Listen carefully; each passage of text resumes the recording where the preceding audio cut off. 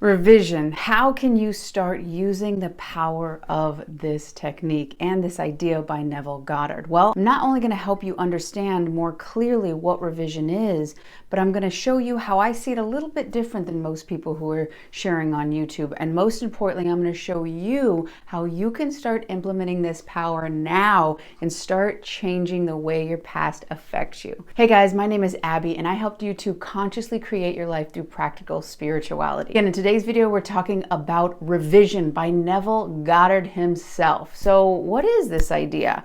How do you use the pruning shears of revision to change the way the past is affecting you?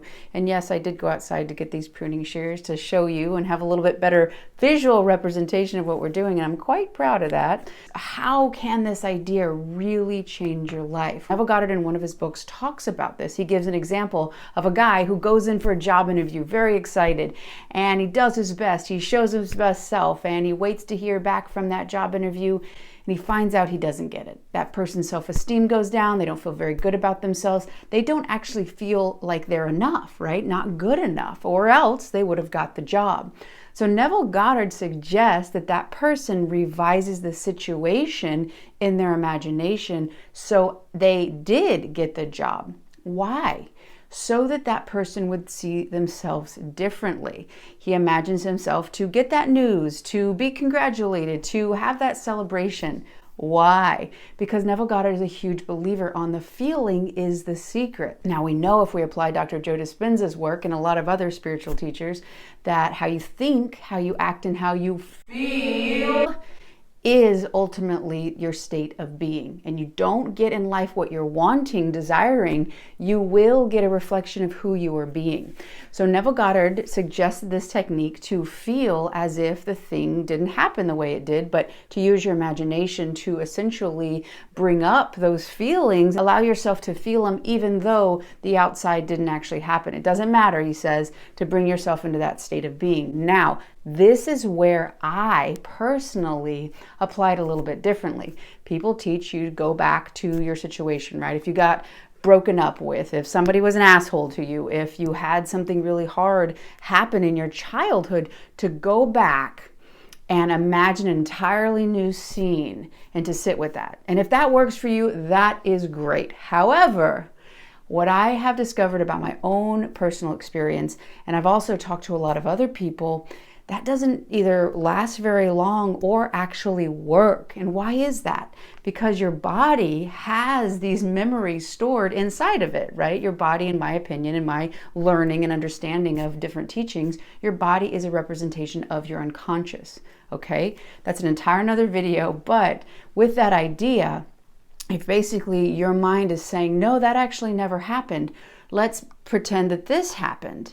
And then your body's like, wait, I have this information, this experience, and this is the meaning I have about myself. Why are you saying that didn't happen? So there can be a lot of tension, and the mind's going to have to churn faster and harder to suppress those feelings. So we do not want to gaslight yourself, essentially denying your experience and ignoring it. What you do want to do, and the power of revision isn't about telling a new story in terms of different aspects happening. It's about changing the meaning of yourself in that experience. And what the hell does that mean?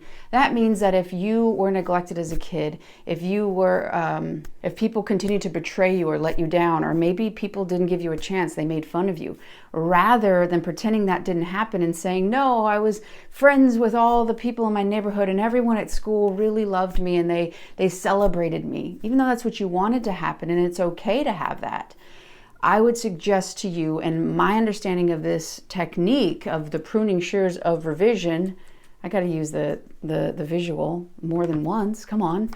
The whole power of it is not to change that story, but again, going back to Neville Goddard's whole purpose, it's how can you feel different about that situation? Well, what I've personally been taught and what I've applied effectively is to see myself in that same experience in a different way, to see it differently. Revision, another way to see it, revision, okay? So what does that mean? That means it wasn't because you weren't good enough, it wasn't because you sucked, or it wasn't because you were ugly, or it wasn't because you were a loser that those people were making fun of you. They had their own insecurities, and a lot of times what I found is people actually doing that are jealous. So what if you could look back in that situation and realize, geez, that neighborhood kid who was making fun of me, they were actually getting a really hard time at home, and that doesn't make it right how they treated me. However, I can see that had nothing to do with me. If you grew up in a home where your parents were really busy and you had lots of siblings, and maybe you had to fill in as a parental role and you didn't really have your needs met,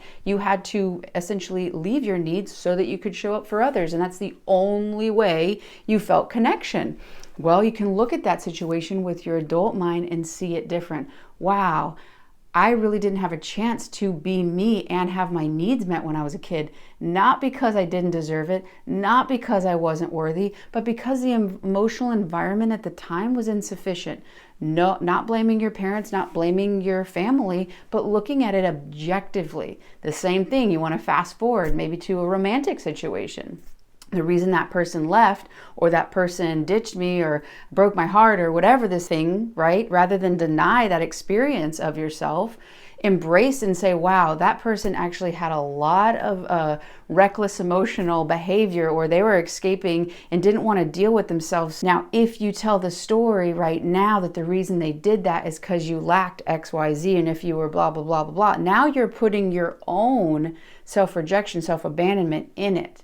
So you can start to see if you can go back to the whole reason you don't feel good enough now, or you feel rejected, or you feel like you can't have what you want. All these different situations are essentially keeping you boxed in your current experience, your current reality, how you think, how you act, and how you feel. It's not about pretending it didn't happen. It's not about creating endless stories of why you should feel better. And why is that important? Because what it means is the power is outside of you. If you have to tell these stories and have to recreate these different situations so that you feel better, that means you don't feel better inside as you are. As you start to say, oh, okay, this situation, the power I have is to see myself different in that situation, to give myself a new meaning and a new value, and realize that it was my understanding at the time that I lacked something. It was the way I tried to understand a very complex situation. I was trying to cope. And at the time I didn't have the tools, and now you do as an adult. Watching this video, if you can access YouTube and if you can access this video, you have the power to look back in those memories that hurt you the most, that are basically proving that you're not worthy, that you're not beautiful, that you're not good enough, that somebody else is better than you.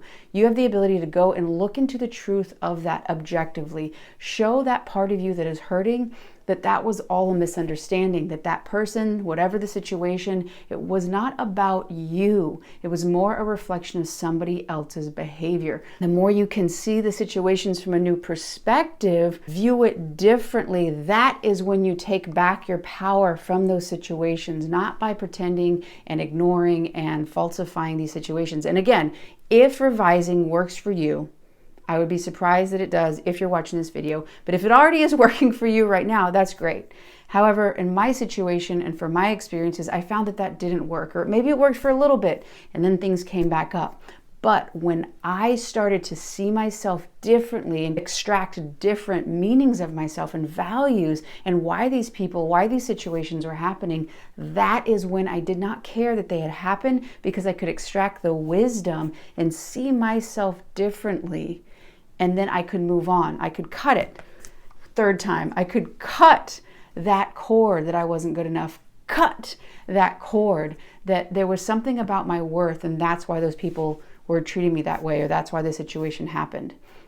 When I was able to give the new meaning, that was the pruning. That's the shears that cut it. I don't know why I'm using my hands when I can use my shears. The more you start to see the power that you have right now by giving yourself a new meaning, and use the pruning shears of revision by shifting your perspective. As you do that, you will see yourself in a more truthful and clear light, and you are worth it. If you're interested in working with me one-on-one to start unraveling whatever you can revise and have me help you do it, I'm still offering my donation-based payment system, meaning that there is a $30 minimum payment. After that, you can donate if you want. The link for that is below. If you like this video, please hit that like button below. It really helps to spread the information.